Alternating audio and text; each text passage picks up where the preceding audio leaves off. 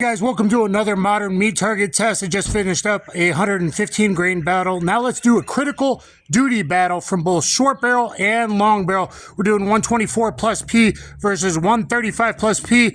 We'll do the short barrels and then the long barrels, and we will see how they compare through my analog here of the modern meat target. For those that haven't seen it before, we're going through a layer of duct tape, 2.4 millimeters of vinyl skin, 20 ounces of bologna, which is about 2 1/8 inch, double 1/4 inch medium density fiberboard, which is like a 1/2 inch of a thick mammal's sternum or ribs, 20 ounces of bologna on the back, followed by our orange lung tissue, double MDF on the back to help us measure penetration depth, which correlates perfectly to official organic gel 4-layer heavy clothing data I've done so far. And then we'll cover it with 4 layers of t-shirt on the front, 4 layers of t-shirt on the back, followed by our old and unimproved backer jugs and old towels.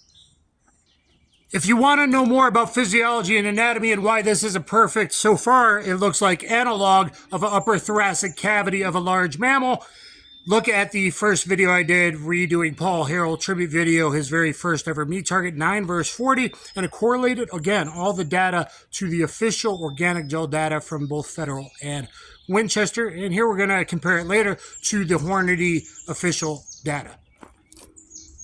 And the tools we'll use for the short barrel will be the unheralded but excellent PPQ subcompact with a 3.5 inch barrel. It is a good quality polygonal barrel, so it's probably getting pretty good velocity. So anything from a 3.2 to a 4 inch that you have should be fairly similar performance based on lot to lot difference. For the long barrel, we of course got the Paul Harrell Beretta 92 with a 4.9 inch barrel. So here we go. Short barrel, 124, 135. Excuse the sound of gunfire you hear in the background.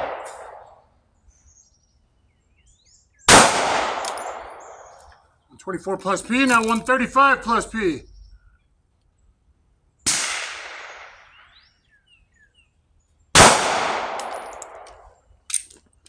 There we go. Now with the Paul Harrell pistol.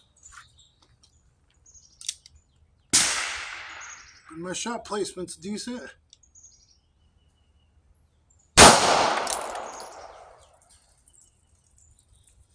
That's interesting. We got leaky water, and one of the critical duties failed to expand. Let's start the dissection. We've got a squirter, both 124 and 135. I got pretty nice, really long controlled pairs there. Actually, good shot placement through our duct tape and 2.4 millimeter or 95 mils vinyl skin, as you see there. And this is the left side, the 124+B, short barrel on top, long barrel on bottom. And it looks like you would think both are getting expansion already. That's only about a third of the way through the 20-ounce pectoral 2 1/8 inch of bologna, blowing out really good there. Macerated flesh. Let's look at the 135 side. It does look like both already expanded. Here's the 135 side. I think both our hits are there and blowing out the back. Same thing about 1/3 of the way through. It looks like we're starting to initiate pretty good expansion. I think we hit with both. We did hit with the both, and yet the long barrel, very little right there. Short barrel already starting and going through, which helps you. The bologna does help us measure hydraulic reaction, hydrostatic shock. You want to badmouth it, but listen to Hunter's talking about 357 Magnum, E15 EKE, how much energy is deposited in the first 5.9 inches between 1 centimeter and 15 centimeters, and I do believe that creates higher nerve sensation, higher Fibs factor, as well as a wider wound in that initial 5.9 inches, which Hollowpoints, any bullets lose just over half their muzzle energy typically, at least pistol bullets. Here's the back tissue after the ribs. All the tissue bullets are going to have to go through to get to the lungs or pericardium or whatever. So on the 124+P on the left, 135+P on the right. And decent damage. I mean, maybe a little bit better than decent, but not excellent damage. Not what you saw. Look at my +P versus +P+ video. I think this might be a little bit less, but it is solid going about 2/3 of the way through before it will probably streamline in organic gel. Excuse the gunfire. And here's the two damaged oranges from the left side, 124+P side. Decent-ish damage. And pretty much the same thing on the right side with the 135+P. All right, here's the back ribs. On the right side is the 135.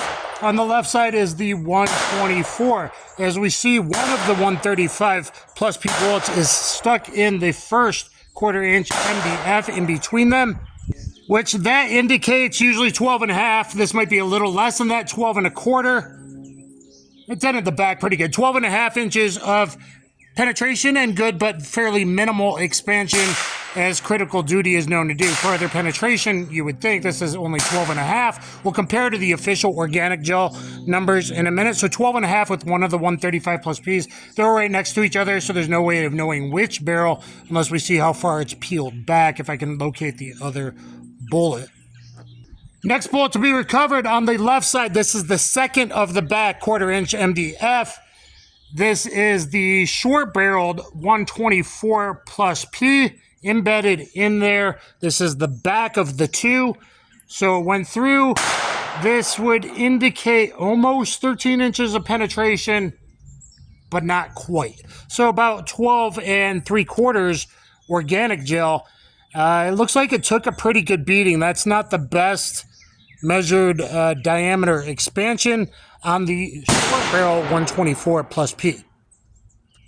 This is the very back part, the very back MDF. So one of them that was stuck here, the 124 from the short barrel, the long barrel 124+P looks like it went all the way through, at least 13 inches of penetration, but barely perhaps. And this one on the left side, the right got stuck, one of the 135+Ps. The other one must have escaped through just a bit. Just a bit. And right on the table, right behind the back ribs, I'm assuming this is the 124+P from the long barrel. Just barely got through. 13 inches of penetration, but fairly good. Fairly goodish. Maybe 47, 48 expansion on this. Not the best.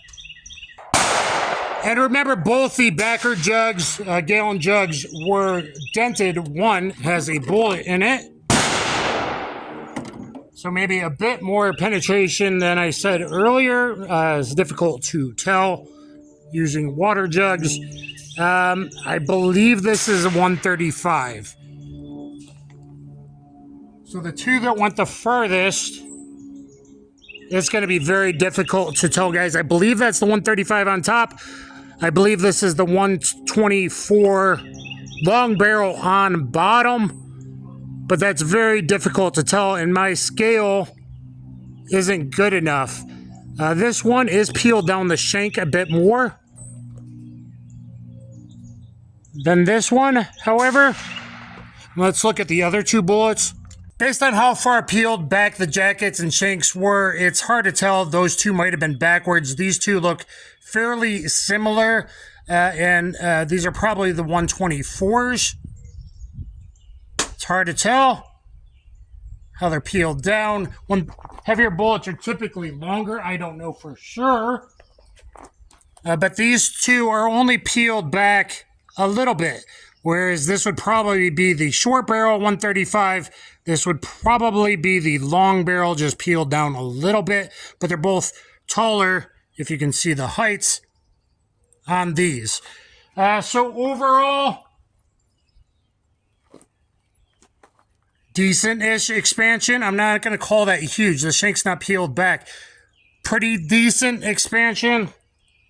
And pretty crappy and not uniform and deformed on one of the sides, definitely the 124s. So one of the 124s didn't perform that well. The other three performed fairly decent, but not great. Let me give you the Hornady's official data. All right, guys, you should want to know how my data correlates and how I'm really testing bullets against hard like bone, which 4-layer real organic gel is good. Clear ballistics kind of sucks. It's only at top 70% correlation, where I'm getting very close correlation, probably plus or minus 5% with lot differences, hopefully. And clear ballistics far over exaggerates penetration, especially in certain smaller diameter, faster bullets like 9mm and smaller. So you guys need to be aware of that. That's why this hopefully lets you better know how bullets will perform in a more real defensive situation if you had to defend yourself against some mammal. Okay, so let's look at Hornady's official data. 124+P 4-inch, 1175 feet per second, 380 foot-pounds of energy. Bare gel, 13 inches penetration, 0.53 expansion. Heavy clothing, 13.25 penetration, but only 0.50 expansion. The bare just meets the 1.5 times expansion. You want 355 times 1.5 is 0.53 expansion. Heavy clothing, that doesn't even meet it, and I think we're more at like 47, 48 based on Mark 1 eyeballs. 135+P, their test data says 1,070 feet per second, 343 foot-pounds. The box I have claims 1,110 feet per second, so 40 more. And maybe their own test bullets aren't as advertised velocity. As I was saying, maybe their test bullets aren't as advertised velocity as they claim. 10,070 is what they got, 343 foot-pounds. Bare, 14 inches, 0.60 expansion. We definitely didn't see that. Heavy, 15 inches, penetration, 0.55. I don't think we saw that either in penetration or expansion. Lucky Gunner had a very hot lot from a 3.5-inch barrel like we used here at 11-18. Sorry about the sound of gunfire. And ammo to go from a 3.1-inch shield only got 1,009 feet per second from a 135. That's pretty kind of pathetic. So guys, my penetration numbers look pretty good again, okay? Because I think we said one was about 12.5 inches. Maybe two of them. Or two of them at about 12.5 inches. I called a penetration. That's saying 13.25. That's claiming 15. Different barrel lengths. We had one, I think we claim about 13 inches of penetration, and one in the jug, I guess perhaps that's probably 135, a little more maintained momentum. The one that was in the jug, which usually you split the 6 inches and give 3. I think that's a little much. In this case, maybe, but perhaps one of them did go fairly deep because it was actually stuck in the 1 gallon backer jug. Guys, this is extremely expensive due to inflation over the last few years. And please like, share, subscribe. Get down there in the comments. What do you think of critical duty? Which one do you think did better, the 124+P or the 135+P? Guys, would I rock the 135+P in at least a 4-inch or longer barrel? I'd feel okay-ish with it. It's definitely not as good as my favorite HSTs or Punch, but it would do decent. Would I rock the 124+P? Honestly, no. I'm only seeing like 0.47, 0.48. They're even claiming an organic gel 0.50. That doesn't meet expansion diameter, which you want 1.5 times. So that would definitely not be my first choice. Now, from a large, heavy, long-barreled pistol thing, or a PCC, as I've said a long time, and newer data is starting to show that, the 124+P is probably good to go from your longer barrels and actually picks up more velocity from a 6 or 8 inch barrel. The 135 is really optimized for 4.5 inch barrels, and I think it kind of deadens off after that. So this is okay, but I would say even the 115, the video earlier, look at XTP, FIOCCHI XTP 115 grain versus Vcrown. XTP bullet's obviously very similar. Hornady bullet to the critical duty, you know, other than the plug in the tip. So I think that did surprisingly well. Make sure to check out that video. Always like, share, subscribe, help fight the algorithm, help support the 2A community, help support me. At least drop a comment. I like this 124, 135, which did better, or yeah, I'm okay and I rock one of these, or yeah, that makes sense. Maybe only in a bigger or longer barreled pistol because it's a pretty hard lead antimony type of bullet. Thank you, everyone. Kaboom.